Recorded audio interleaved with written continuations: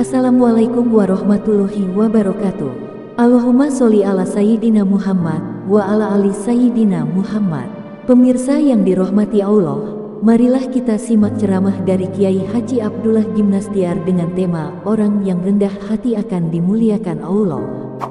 Sebelumnya marilah kita perbanyak sholawat minimal 1000 kali sehari, agar hidup kita penuh barokah dan mendapatkan syafaat kelak. Jangan lupa berikan dukungan kepada channel kami dengan memberikan super thanks seikhlasnya. Marilah kita doakan semoga Ajim sekeluarga dan para penonton YouTube ini diberikan kesehatan dan diberikan kebahagiaan dunia dan akhirat. Amin ya robbal alamin. Alhamdulillahi rabbil alamin. Alhamdulillahilladzi anzala sakinah fi qulubil mu'minin liyazdadu imanan ma'a imanihim. Allahumma salli ala Sayyidina Muhammad wa ala alihi wa ashabihi ajma'in. Allahumma inna nas'aluka imanan kamilan wa yaqinan sadiqan wa qalban khashian wa lisanan dhakiran. Allahumma a'inna ala zikrika wa syukrika wa husni ibadatik. Allahumma aftah lana hikmataka ya Rabb, wansur alaina rahmataka ya zal jalali wal ikram. Wahai Allah, karuniakan kepada kami ilmu yang membuat kami yakin padamu, patuh dan pasrah hanya padamu. Rabbana taqabbal minna ya Allah, innaka antas sami'un alim. Amin ya rabbal alamin. Alhamdulillah. Kita kaji Al-Hikam nomor 11. Bismillahirrahmanirrahim. Kitab Al-Hikam nomor 11. Idfin wujudaka fi ardil khumul, fama nabata mimma lam yudfan la yatimmu nata'ijuhu. Tanamlah dirimu dalam tanah kerendahan, sebab tiap sesuatu yang tumbuh tetapi tidak ditanam, maka tidak sempurna hasil buahnya.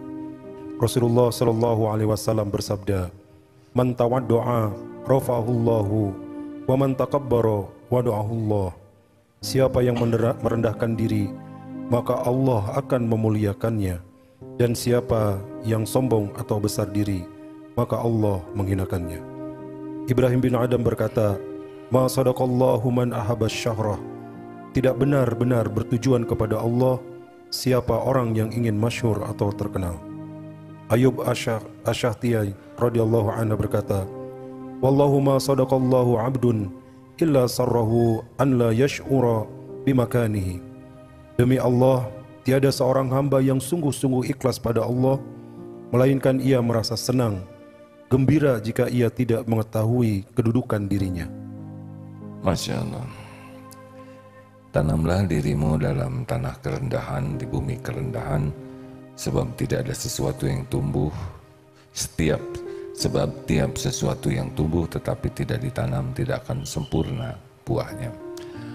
Rasulullah SAW adalah kesempurnaan lahir batin, dan salah satu kuncinya adalah tawadu, rendah hati.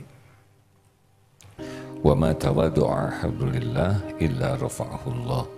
Tiadalah orang yang rendah hati, tawadu karena Allah, kecuali Allah mengangkat derajatnya. Hadirin sekalian, naluri dasar manusia karena nafsu, kita itu ingin dipuji, ingin dihargai, ingin dikagumi, ingin diberi juga, tapi banyaknya sibuk dengan penilaian makhluk. Oleh karena itu kita harus mulai melatih diri untuk lepas dari ingin dihargai, lepas dari ingin dipuji, lepas dari ingin dikagumi oleh orang, walaupun hanya urusan duniawi. Kita kadang-kadang, bukan kadang-kadang, seringnya adalah ingin orang tahu siapa diri kita. Kadang fisik, kalau cantik, ingin orang tahu kecantikan kita. Jadi saya tidak nyebut kecantikan kita karena saya lelaki Makanya pakai masker tuh kalau ada kesempatan dibuka aja maunya, karena ya ingin orang tahu kecantikannya. Kalau lelaki ya sama juga sebetulnya, yang ingin diketahui orang. Entah kenapa ingin saja orang lain tahu. Ya, salah satu efeknya adalah status. Kita cari potret yang paling manis ya, posisinya, yang paling tidak kelihatan totol-totol dan keriputnya. Tidak jarang dari segi casing saja, foto yang dipasang tuh yang zaman dulu, zaman pas mencerang-mencerangnya. Tidak mau dipotret yang paling mutakhir karena sudah ketahuan. Ini salah satu ya, betapa kita ingin orang lain mengetahui kita, tapi yang ingin diketahuinya yang tidak sesuai dengan kenyataan. Tidak sedikit foto yang diarsir pakai apa, di HP sudah ada kan sekarang, yang membuat kita lebih mulus daripada aslinya. Dan kita puas sekali ketika orang menganggap kita mulus padahal tidak sesuai. Termasuk foto yang suka dibesarkan itu kan sudah dipermak banyak. Dan kita sering mengagumi foto sendiri yang kita tahu tidak sesuai dengan wajah kita yang asli. Ini mengherankan. Kenapa kita begini? Kita kagum kepada sesuatu yang tidak cocok dengan diri kita. Astagfirullahaladzim. Casing ini sebelum kita masuk ke ibadah ya, nanti kerusakannya tuh kalau sudah senang pamer ibadah. Tapi kalau dari hal dunia saja kita sudah menikmati. Contoh ya, pinjam apa? Pinjam motor atau pinjam sepeda? Pinjam sepeda ya, saudara mengerti ya. Pinjam motor punya teman. Padahal jelas pinjam, tapi ada di hati tuh ingin diketahui orang ini motor saya. Bagaimana mungkin ini? Kita pinjam punya orang, tapi hati kita ingin agar orang lain menilai ini adalah motor kita. Ini sudah gejala-gejala hidup yang tidak jujur. Gelar, sudah jelas nama, maaf ya, yang namanya Heri Irawan. Kenapa disingkatnya H.IR. Ada maksud lain, hanya lumayan. Dari Heri jadi haji, dari Irawan jadi insinyur ya. Kalau hal-hal yang begini kita sudah biasa bohong, besar kemungkinan nanti ibadahnya juga akan jadi acting ya. Ada juga yang kasihan itu yang kalau tadi pinjam masih mending pakai. Ini kita dijemput oleh teman dan teman ini mobilnya bagus, tapi kok kita merasa keren. Padahal teman-teman tahu semua kita tuh nebeng ya.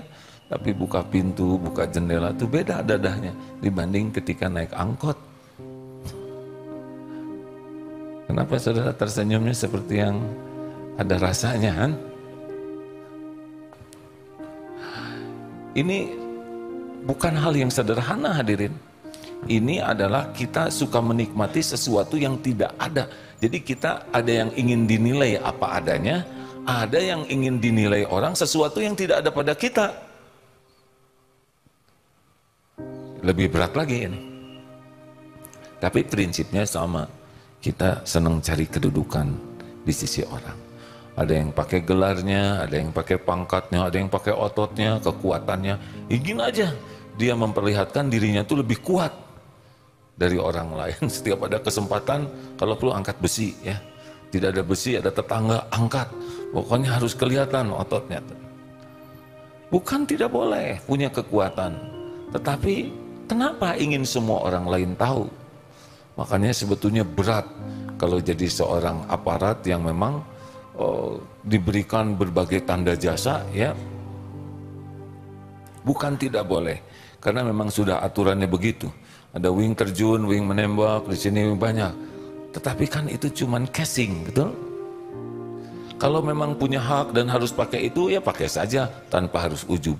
Yang tidak bagus adalah yang merasa mulia dengan tanda-tanda itu. Sehingga kemana-mana harus dipakai terus. Ke masjid misalkan, pakai tanda jasa. Itu biasanya sama-sama dengan anak-anak yang baru sunatan ya. Suka pakai itu baju tentara-tentaraan dengan tanda jasa. Hati-hati hadirin. Kita jangan menilai orang lain, ini menilai diri saja. Saya kalau melihat tentara pakai tanda jasa gitu ya saya ikut senang, gagah, dan saya tidak ikut campur bagaimana ujub atau tidak, karena itu bukan wilayah kita ya.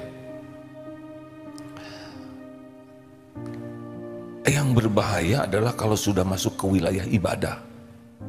Ingin orang lain mengetahui kita ahli sujud.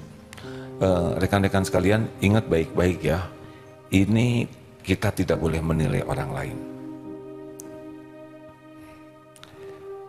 Tidak untuk menilai orang lain. Misal kalau kita diuji oleh Allah, kening kita itu kulitnya agak tipis. Sehingga kalau kita banyak sujud akan berbekas di kening kita. Nah, kita harus ngerasa-rasain tentang hati ini. Apakah ketika bercermin ada kepuasan, ada tanda bekas sujud di kening kita, dan ingin orang lain tahu, dan merasa puas kalau orang lain menjadi lebih hormat ke kita karena dengan tanda di kening kita atau tidak. Periksa. Bukan memeriksa tanda orang lain. Kenapa orang lain itu, itu bukan wilayah kita. Mungkin sangat banyak sujudnya sehingga berbekas. Tidak ada hak bagi kita untuk berburuk sangka kepada yang punya tanda di keningnya, entah bagaimana ada. Tapi ini urusan kita. Apakah sengaja kita sujud ditekan-tekan gitu, didedet-dedet, atau sampai ngangkat begini supaya tekanannya maksimum, dan kita usap-usap, atau kalau perlu pakai arang dikit dua. Ini sudah merupakan tidak jujur kepada Allah. Hati-hati hadirin, sedang saum, bibir kering tuh bahagia. Kenapa bibir kering? Jawabannya tahu, ini hari apa? Gitu. Ini hari Kamis. Ya Kamis itu apa? Ya Kamis itu sesudah Rabu. Ya Allah, masa nggak ngerti hari Kamis itu apa? Oh iya, pengajian di Geger Kalong. Astagfirullahaladzim. Sesudah pengajian itu apa? Apa ya? Nggak tahu ah. Dia ingin disebut saum hadirin, sengaja dikering-kering. Atau bangun pagi-pagi teh, kenapa kamu lesu? Kan begini ciri yang tahajud gitu. Hati-hatilah hadirin, seperti pegang tasbih, tidak dilarang sama sekali kalau saudara sedang bertasbih. Tapi benar enggak kita teh ingat Allah atau ingin diketahui orang bertasbih? Ada yang sambil duduk, ya kita husnuzon kepada yang begitu. Tetapi yang sedang zikir itu benar tidak sedang zikir, atau sedang ingin dilihat orang dirinya sedang berzikir. Nah hadirin sekalian, semua ini muaranya adalah ingin penilaian manusia, ingin pujian, ingin kedudukan. Dan ini kalau sudah masuk ke wilayah ibadah, ini adalah kedustaan ya. Allah tahu dia pura-pura acting. Wah ini buruk sekali hadirin.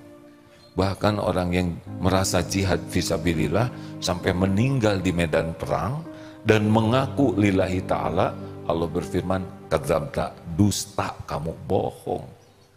Walaupun dakwah, saudara sekalian, di dalam kitab Sahih Bukhari Muslim, nah pada waktu nyebut itu Allah tahu, ini nyebut ini teh apa?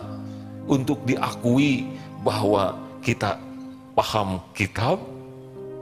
Kadang kita menyebutkan sesuatu yang tidak perlu disebutkan, yang tidak disebutkan juga tidak apa-apa, tapi kita sebutkan untuk diakui daya ingat kita luas. Nah ini tanda-tanda ketidakjujuran kepada Allah. Dalam ngobrol juga kadang kita menyebutkan sesuatu yang sebetulnya dalam obrolan itu ingin aja orang mengakui prestasi kita, pengalaman kita,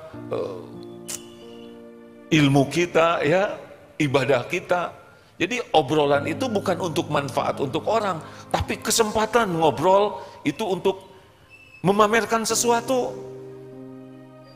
Ini ciri-ciri yang belum serius kepada Allah. Karena seriusnya hanya cari kedudukan di hati orang. Nah kalau ingin serius dengan Allah, ya gak usah lah.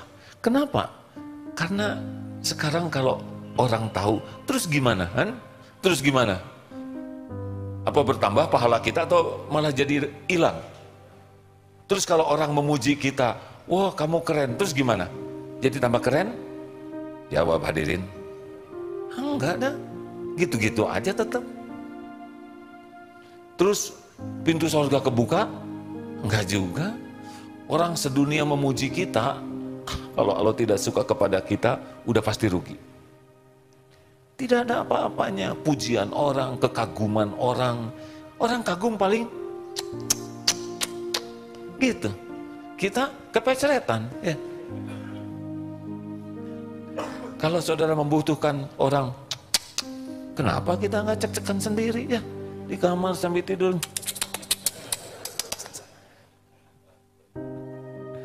Ayo. Aduh.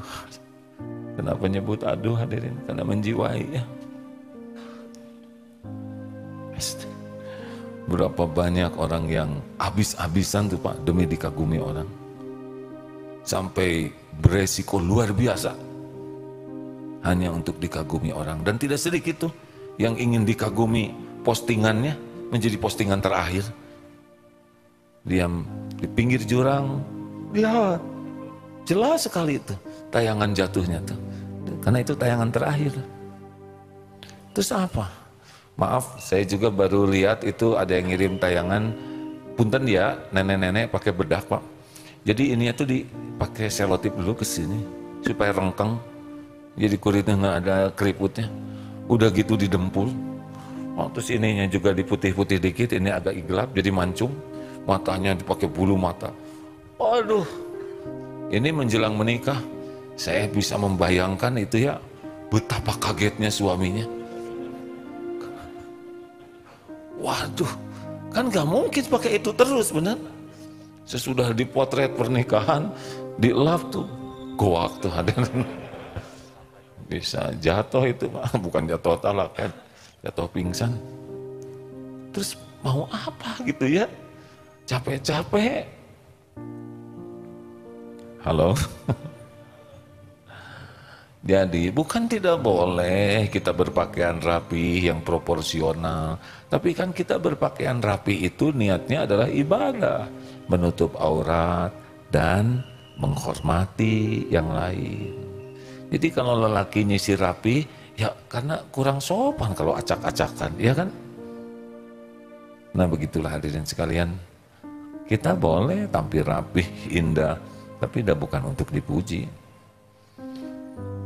Dan selain pujian orang itu tidak ada apa-apanya, juga orang itu tidak akan muji semuanya. Tidak bisa muji semua, tidak mungkin. Kehidupan paling menderita tuh ingin dipuji semua orang. Oh tidak bisa ya. Saya aja pakai sorban begini sudah macam-macam. Ada yang ini seperti pangeran di Ponorogo, ada lagi ini ikut-ikutan Jimmy katanya, terbalik katanya sepeda ada, macam-macam lah. Jadi betapa rentannya untuk terluka orang yang pengen dipuji. Udah mah yang muji nggak ada apa-apanya, malah ada yang tidak muji lagi, makin sakit hati. Makanya udahlah, latihannya sekarang udahlah, berpuas-puas saja. Allah tahu udah cukup. Allah tahu kita pinter ya udah. Allah tahu kita bisa ngajinya bagus ya sudah. Giliran waktunya ada yang nanya, coba kan bacakan Quran, kita bacakan yang terbaik sebagai syukur kepada Allah yang menitipkan suara yang baik. Udah cukup, niatnya syukur. Ya, pas lagi ngaji kita lupa misalkan ayat, tinggal minta maaf. Tidak usah malu. Udah dihalus-halus, sudah pakai gurah.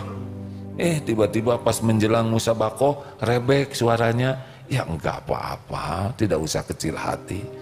Kata hakim, karena suara saudara kurang merdu, padahal lagi latihan juara ya. Pas pertandingan suaranya enggak indah dan ayatnya juga ada yang kelewat, ya enggak kecil hati. Nah tujuannya juga ingin dipuji Allah. Kalau Allah tidak mau, Allah menjaga supaya kita lurus niat sehingga tidak jadi juara, ya enggak apa-apa sama sekali ya. Santri juga yang mau ikut musabakoh tuh, saya nggak berani mendoakan supaya menang. Mau apa juga menang ya. Piala ya kita bisa beli lah ya, atau piala itu tuh digilir ya. Memang piala pingpong sih, tapi ya nggak apa-apa. Sebab benang ngaji nanti nggak diterima oleh Allah, cilaka itu santri, betul?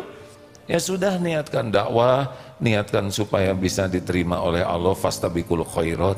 Maka didoakannya juga, kami akan ikut musabakoh, ya semoga diterima oleh Allah dan bisa menerima apapun yang Allah takdirkan. Udah paling begitu. Sebab kalau kita ngedoain menang, berarti saya ngedoain pesantren lain kalah, ya kan? Halo? Benar gak sih Ustaz? Kan yang juaranya satu, kalau kita ngedoain ini menang, berarti yang tiga itu harus kalah. Enggak lah, jangan. Doakan aja supaya diterima oleh Allah dan bisa menerima apapun yang ditakdirkan Allah. Udah cukup segitu. Ayo latihan ya. Ibu-ibu, Bu, ini tamu dari mana? MT Ar-Rahman, Kuningan. Boleh acungkan tangan? Oh, alhamdulillah. Ibu, bapak-bapak ya, alhamdulillah. Terima kasih. Pengawalnya Pak dari, alhamdulillah. Dari Yogyakarta, mana Jogja? Alhamdulillah. Terima kasih Mas, Masya Allah. Begitu. Jadi kalau mau ini, perlukah kita terkenal? Perlu tidak sih? Jadi gini hadirin, terkenal tuh bukan karena hebat, karena Allah aja mau bikin terkenal. Ada yang pengen terkenal, tidak ditakdirkan terkenal. Ada tuh, ayo ngaku ya. Udah bikin stakar kebek, dibikin viral, nggak viral-viral. Bahkan anaknya aja nggak mau lihat katanya. Satu-satunya harapan. Ada yang tidak ingin viral, viral itu ya. Mana ada penjahat pengen viral, ya kan? Ada yang tidak sengaja viral. Ada yang viral sebentar, terus oleh Allah tidak lagi diterkenalkan. Padahal dia pengen terkenal, tetap nggak terkenal. Sudah waktunya diturunkan oleh Allah, tayangannya turun dia. Ada yang diuji terus dibuat, tambah lagi terkenal, tambah lagi followersnya, mabuk terus ya, bikin konten apa aja supaya tetap terkenal. Yang mengerikan adalah membuat konten yaitu yang bisa bikin marah. Sepertinya peduli ke orang miskin, padahal aslinya mengeksploitasi orang miskin supaya makin banyak iklan. Dia ngeluarin ke orang miskinnya 2 juta misalkan ya, tapi intinya supaya dia dapat iklan 500 juta. Itu bukan peduli. Kalau peduli 500 juta ke orang miskin, dia dapat iklan 2 juta ya. Hati-hati. Mikir semua. Pantesan saya nggak nambah-nambah subscribernya kan.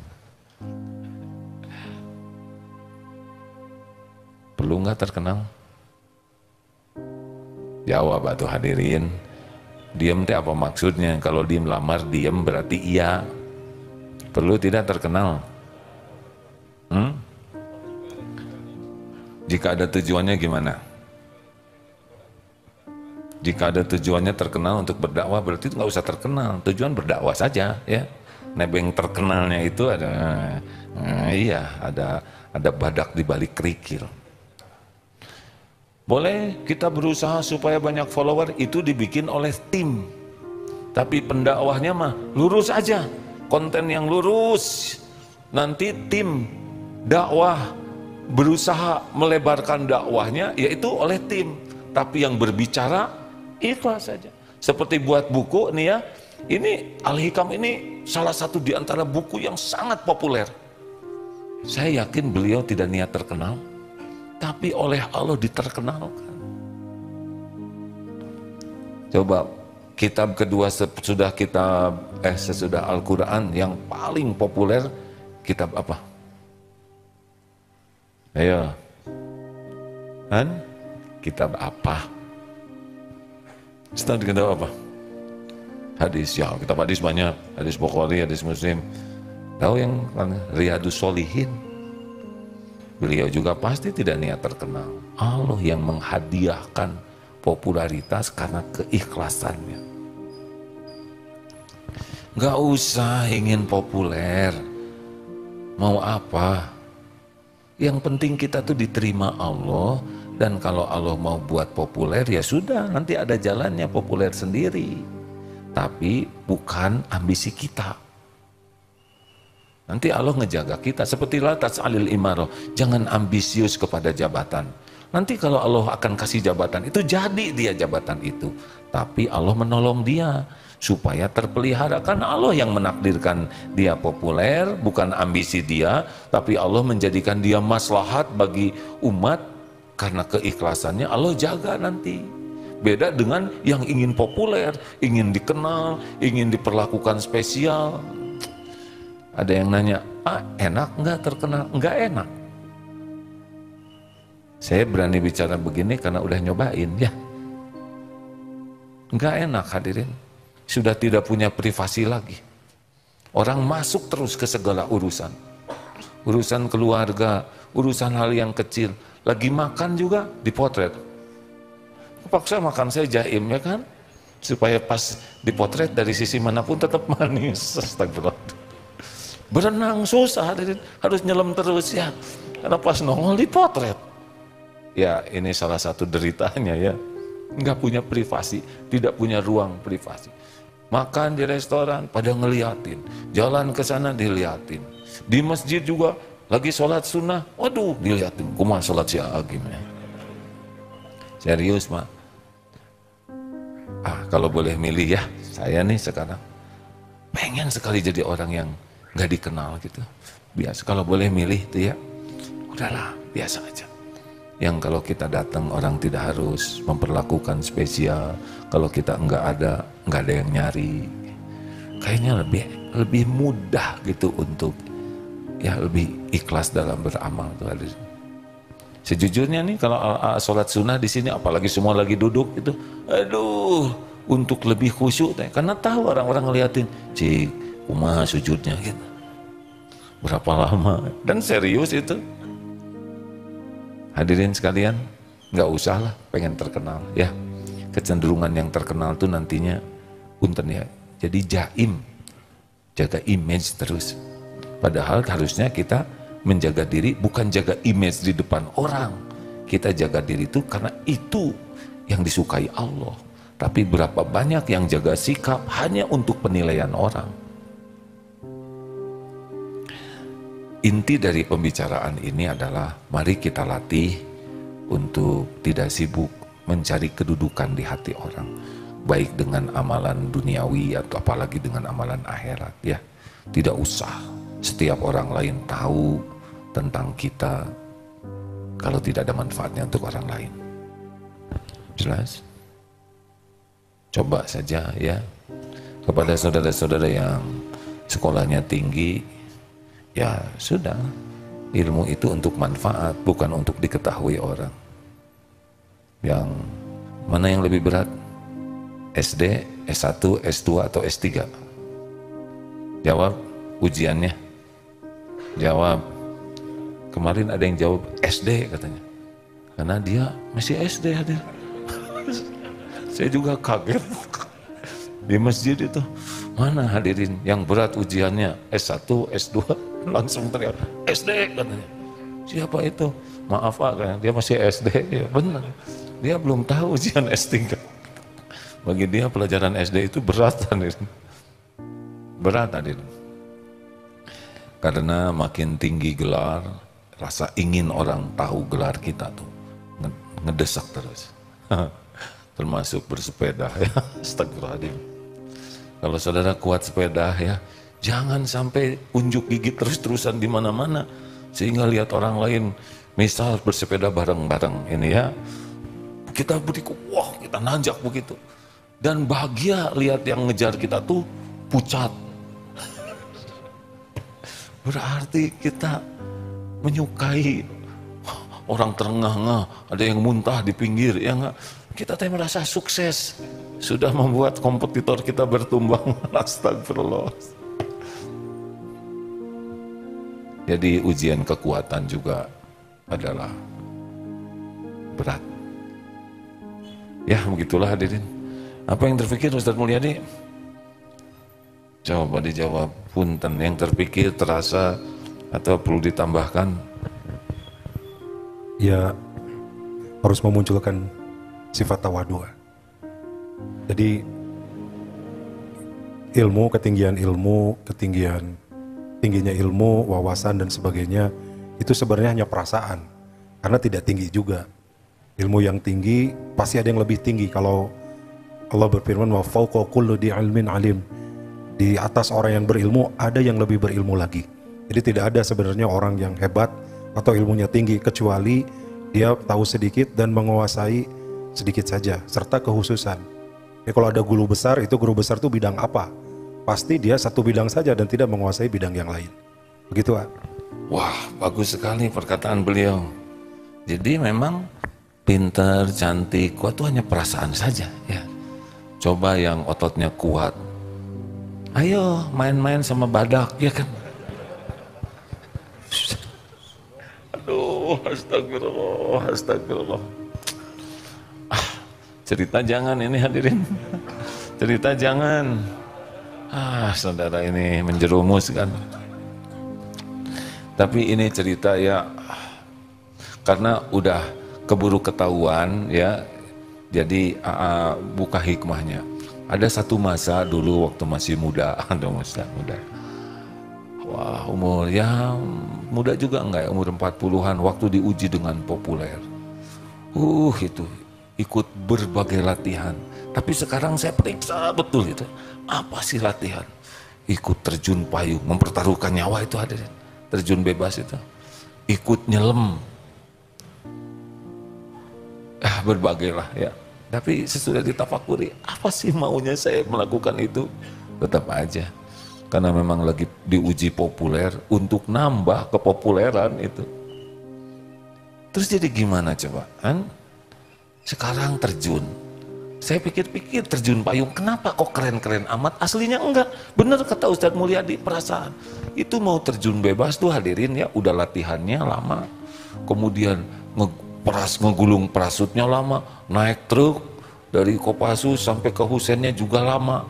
Sampai di atas, pas udah loncat, terjun dulu, melayang sebentar, beberapa detik, itu juga nggak bisa nahan. Buka payung, udah segitu. Burung sambil melihat mungkin burung tenang naon anjir mah, meni kikituan pisan, meni repot, dan cuman loh asli loh hadirin begini beberapa detik, kemudian buka payungnya udah begini, ya sudah turun, nggak bisa naik lagi, turun nanti sampai di bawah ngelipet lagi, lama lagi, kata burung teh tuh manusia tong loba gaya lah ya. Dan itu teh meni bangga terjun begitu teh. Padahal burung yang lihat teh kata burung mungkin ya ke anak cucunya, nak, dia lihat manusia mah baru bisa segitu aja dikasih tanda di sini. Free fall, kita mah biasa, jangan ujub ya ya, tawadu gitu. Nyelam hadirin. Latihan nyelam itu. Segala dipakai, baju karet. Sini tabung oksigen berat, di sini pemberatnya batu udah supaya ngelelep ya nggak. Kalau nggak pakai pemberat rada ngambang. Berapa meter nyelemnya? Kata ikan tuh ya kalau ngobrol, duh Gusti anak-anakku, cucu-cucu lihat tuh manusia ya nggak, kok kedebekan. Udah pakai ini segala susah, dapat brevet ya nggak penyelam. Padahal cuma berapa meter, lebih susah tuh Pak, pecah telinga ini ya. Betapa yang jago-jago berenang, jago selam, ada yang lebih dari itu, dan binatang lagi, ya kan? Cuma kita nggak mau bertarung sama binatang, nggak kalah. Yang jago lari, sok balap dengan kuda, lewat. Yang jago-jago berotot, panco, badak. Yang merasa tinggi, keren, ngerendeng dengan jerapah, ya. Yang merasa keras kepala, silahkan diadu dengan domba. Aduh, terima kasih Ustadz atas ilmunya. Jadi keren-keren tuh hanya perasaan aja. Ini baru saya dengar. Dan benar. Gitu Pak. Terima kasih. Ada yang akan melengkapi, mengoreksi, menanyakan? Tidak ya? Terima kasih ya. Ini mah bagian mikir weh. Ada yang nanya? Gak kan? Hati-hati kalau ngobrol ya. Kecenderungannya pengen cerita banyak. Kalau dirunut-runut, pasti obrolan itu mau mengekspos dirinya agar dikagumi. Hati-hati kalau posting tuh ya. Suka ingin kita ke tempat kuda, baru juga belajar. Lihat kuda, naik, pegang, kemudian yang megangnya sebelah sana. Potretnya, yang nuntun diusir. Karena ketahuan ya. Nanti kalau bisa belakangnya Salmannya itu diganti. Karena ketahuan di Masjid Salman. Ingin kelihatan di padang pasir. Yang memanah juga begitu. Ya gayanya nggak dilepasin, nggak pernah kena.